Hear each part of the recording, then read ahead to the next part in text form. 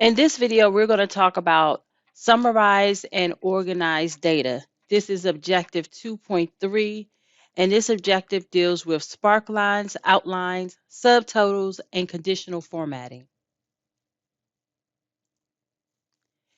Here we have a spreadsheet that I'm going to apply some conditional formatting. You can find this information in your study guide on pages 90 through 97. Conditional formatting allows you to see information from a graphical perspective without creating a chart. What I'm going to do is select the information under Fuji and apply conditional formatting to it. So once I select it, I make sure I'm on the Home tab, and then I can click on conditional formatting. There are multiple ways to look at conditional formatting. However, I'm going to choose the color scale, but I want to make sure I show you all of the different options that are available to you. So we're going to go to the color scale, and you'll notice that I'm able to apply a color scheme to the data by default. And we're going to discuss how to go in and modify it. So I've applied the conditional formatting to the Apple sales under Fuji.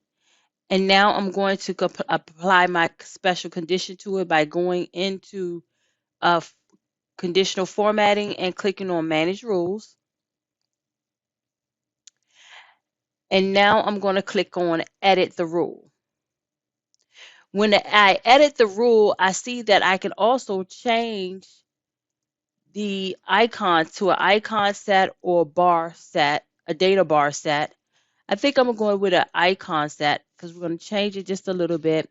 And then we see where there are some conditions in place for how we want the information assessed. So we're on percentage, but I want to click on the drop down so you'll see that there could also be numbers here. So we're going to use numbers, and whatever you use for one, you have to use for the other. And anything that is above 70, we're going to make it green. Anything below 60, we're going to make it yellow. And what I'm doing is clicking in the cells so the information here can update. Okay. We could reverse the order if we chose. We can reverse the icon order where red would be first. I'm going to put it back on green, yellow, and then red. And we're going to use these numbers. So now I'm going to click OK. And you see up here, you have different formatting values here too as well. Okay. Let me click cancel, click OK. Receive anything above 60 got yellow. Anything below 60 was given a red. Okay.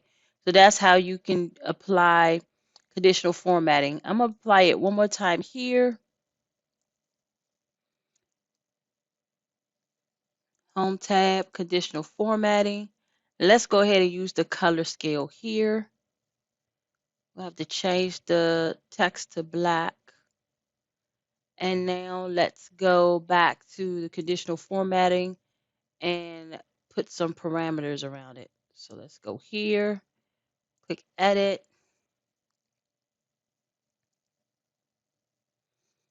We want the highest value.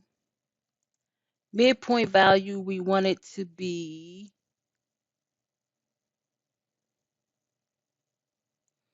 700. So we don't want the percentile, we want the actual number. 700.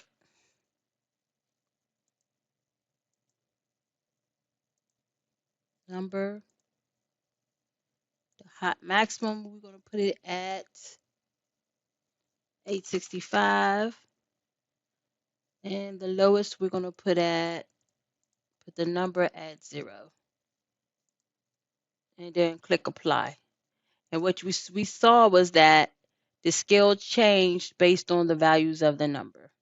Now that is conditional formatting. So now let's talk about spark lines. Spark lines is a very cool way to see the representation of numbers graphically. So I'm going to select column A and double click to make and expand that. And now we're going to go and apply spark lines to each one of these cells under column G. What you're going to do is select the cell that you want, click on Insert, and then here under Spark Lines, you have various types of spark lines you can apply. We're going to do a line spark line, and now it's asking us for the data range. So I'm going to collapse it and just select my data range and then expand it and then click OK. And there it is. That is the representation of these numbers. You could also use columns. So I'm going to do the same thing with columns. Again, we're going to select the data that this spark line will represent, expand it, and then click OK. And there we have it. We have that. Okay. You note that I can change this to a win-loss, column, or line. All right. Normally, when you're using spark lines, you do want to be consistent. I'm going to change this to a column. I'm going to change this one to a column. Okay. And then it can show us the different colors we can change the spark lines to. I want to make it green, I can. Now all I have to do is copy this particular information down to the remaining cells. And now the spark lines have been applied to each cell. Now let's talk about outline. When you're talking about outline, you're talking about grouping information. So for instance, if I did a sort on this by the date, you see how all the information regarding this particular data was reordered. Okay, so sorts allow you to reorder the data. I'm going to click on pastry again, and I'm going to click sort from A to Z, and it grouped all of the pastries, the like pastries together. Okay, so it's changed the order for me. This is important because when you're doing outlines, Excel will not put the information in order for you. You have to do that yourself. So now that we have everything in the same order, okay, now we can go ahead and apply outlines to it. So what I'm going to do is select all of the data.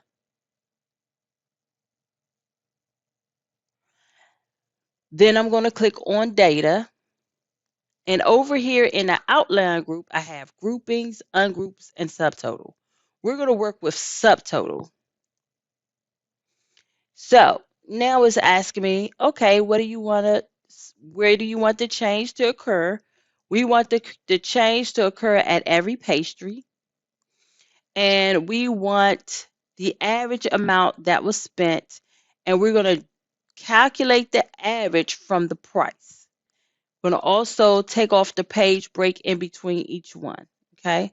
So after it groups it together, it was going to put a page break, and we don't want the page break there. Okay. So now I'm going to click OK. And what this should do is calculate the subtotal for each grouping.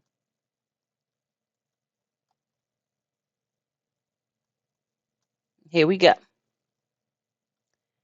You have the average cost here, here,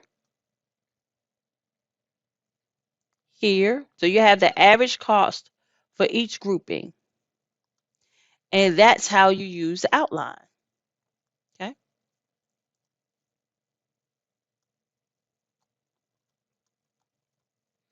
You could do the same thing with subtotals. So now let's talk about subtotals.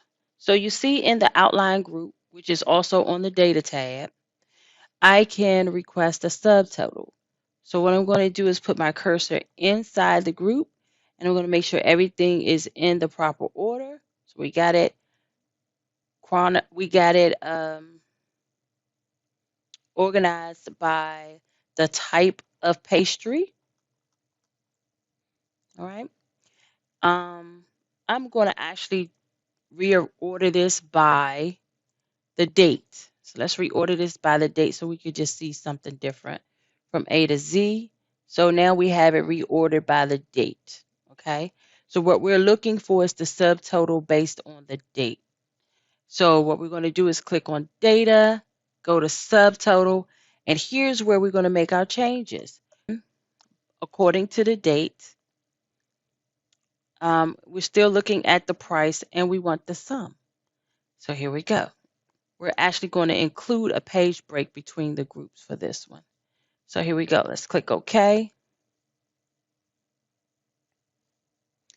So now at the end of each date, we have a subtotal of um, how much was earned for each date. 22nd, 23rd, 24th, and we can click the collapse, right? And then it's just showing us the 24th. Okay. 23rd, let's click the collapse again so we can see it like a high level overview. All right. So now let's go down to the 25th and the 26th. So we have collapsed it where we can see the subtotal for each day. We see how much money was earned for each day. Okay. And then we have the grand total at the bottom. And that is how you use subtotals.